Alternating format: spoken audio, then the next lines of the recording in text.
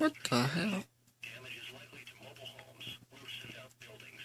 Locations impacted include Anamosa, Dubuque, Clarence, Olin, Loudon, Wheatland, Amber, Langworthy, Toronto, Center Junction, Monticello, Oxford Junction, Wyoming, Delhi, Hopkinton, Lost Nation, Onslow, Delaware, Louisville, and Greeley. This includes Interstate 80 in Iowa between mile markers 275 and 281.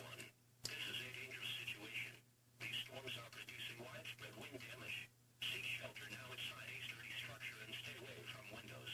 Repeating, a severe thunderstorm warning has been issued until 11:45 p.m. for the following counties in Iowa: Cedar. Okay. It's gonna really piss me off if it keeps cutting off like that. It's not supposed to do that. And yes, I did lie about this being my last one for the night.